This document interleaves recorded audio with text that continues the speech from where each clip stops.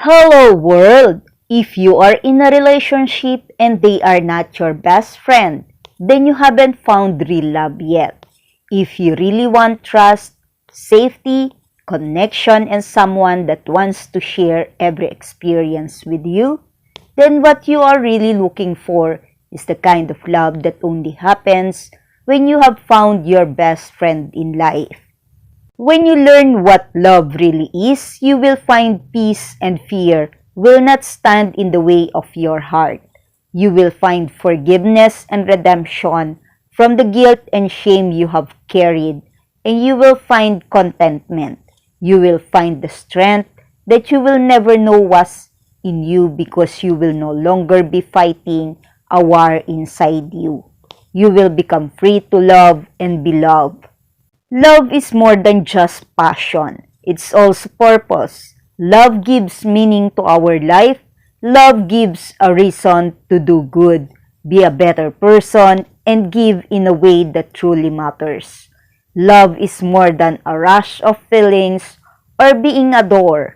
It's taking everything and that's good and pure in us, and sharing it with open arms and an open heart. Love with your best friend forever. Grow old, it only grows deeper. By Joel Clemons.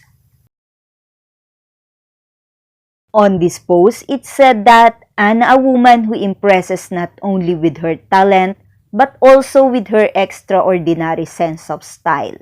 Working with her is a pure pleasure. Her openness, class, and naturalness make every stylization add an extra sparkle. Ama, thank you for your trust and the fashion journey with us. It's a real pleasure to create with you from her stylist Paulina. What do you think make a stylization unique? A perfect cut color or maybe the personality that wears it? And Anna replied on the post of Paulina saying, "It was a pleasure working with you. Thank you so much." Oh, okay. Anna like her blondie hair color as she is asking for a more blondie please. On Anna post as she captioned it with, "In my era of trusting my intuition, prioritizing self-care, choosing happiness over fear doing things, deserve deeply setting healthy boundaries, practicing gratitude daily, surrounding myself with positivity, celebrating my achievements, cultivating meaningful relationship, no matter what, and always living authentically. What about you?" On this story of Anna, she captioned it with, "At Conchaska Optic, you're a master of picking glasses, feeling like a million. I have no vision impaired. I had surgery several years ago. These glasses protect me from blue light. They really do work. Since I have been wearing them, I feel a huge difference. My eyes are relieved. They don't get tired so fast. I recommend with you with all my heart. All pick my frames online. We always do, and it always a 10 shot." On this message, we can relate the wind, a gentle reminder that what cannot be seen may still be felt. On this story of Anna, she is asking about what is our approach to training. If are we moving, hear her then. Dzień dobry. Cześć, w tę piękną sobotę z padającym śniegiem, z deszczem w Warszawie. Zapowiadali, że zima ma wrócić, albo tak naprawdę dopiero się pojawić. I ja w tym roku bardzo mocno wzięłam sobie do serca treningi, zdrowy tryb życia. Więc pędzę do Aliski robić kolejny trening w tym tygodniu. Założenie mamy 3 razem, a resztę ja sama. Więc bardzo zachęcam Was do tego, żebyście ruszyli swoje 4 literki każdego dnia, chociaż na chwilę. Wiecie, jak to zmienia głowę, jak to zmienia ciało, jak to zmienia wasze podejście do życia. Kosmos. Pięknego dnia. Workout time of Anna. As to pulling a lift bar, it is strengthening the deep core muscle.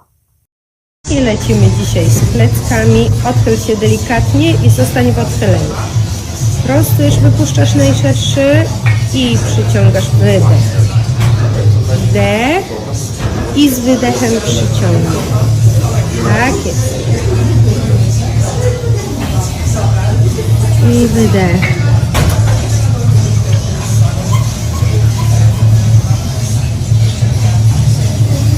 Super.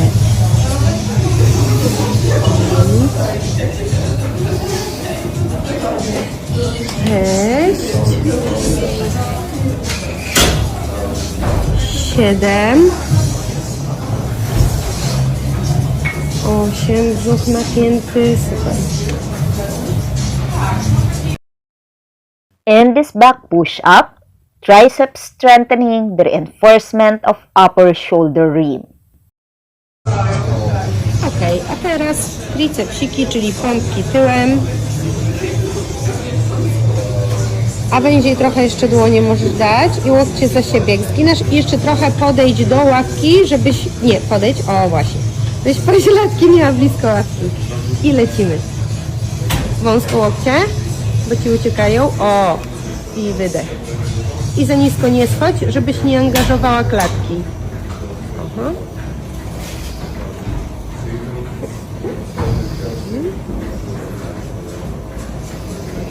Super, pięknie. Wydech.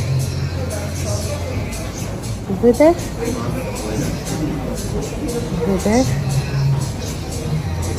Wydech.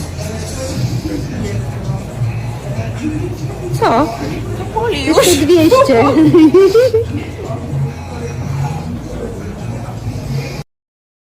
I thought only under the rain can play happily, but as to Anna, under the snow, she feel happiness. Oh, how freezingly cold it was. Simone, where is this dairy farm that you go? Where are you heading to this time? I will guess it will be a place where you can think and reminisce. Am I correct with it, Simone, that you are in a park? Michele with his bodyguard is with businessman entrepreneur Fabio when they are in Rome. On Michele's story, it's so touching. A message for a mother on how the son show his undying love for his mother. As Michele said, "My mom never owned a house in her life. She couldn't afford it. Today, I bought her an entire building. Love you, Mom." And another message, he is saying, "My parents never owned a house their entire lives. They always rented because they couldn't afford it. Today, I bought my mother an entire building. I love you, Mom." Oh, wow! What a beautiful chandelier, Michele, as it symbolized the uniqueness and the representation of the era of Mama Angela. So now guys, we can conclude that the building wherein the office studio and the B&B business of Michele is owned by her mother, cause he bought it for her. Yay! Here are happy kiddos as bonding time of Mama Ruba with Marcus and Brando. Can you feel the sweet smile of Marcus as he is with Mama? Guess in here, who is this player number 13? As to how serious he was to win the game, and I do believe in him that they can make it. Let's watch it.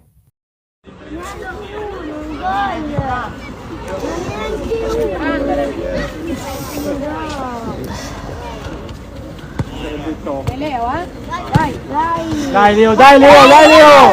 Dai Leo!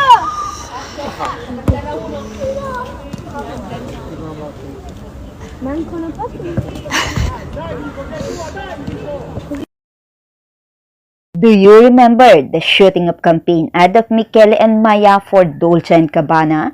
If I am not mistaken, the one that shot in Sicily. Here's the campaign ad of Dolce & Gabbana Devotion, Michele and Maya, with the caption of it, "Two souls, one moment, an unspoken connection." On this campaign ad of Dolce & Gabbana, it said that passion in every breath, a journey of devotion. Oh, wow! Michele is in New York this time, and as of this moment, he is watching South Park Season 7, Episode 12. It's all about Mormons. Can you relate, guys, on what he is watching? What a cute, unique print of pajama, Michele, that you're wearing. Where is Michele this time? Can you all guess, guys, or it's hard for all of you to think? Yup, this time Michele is in New Jersey. What he is doing in America, we will find it out soon.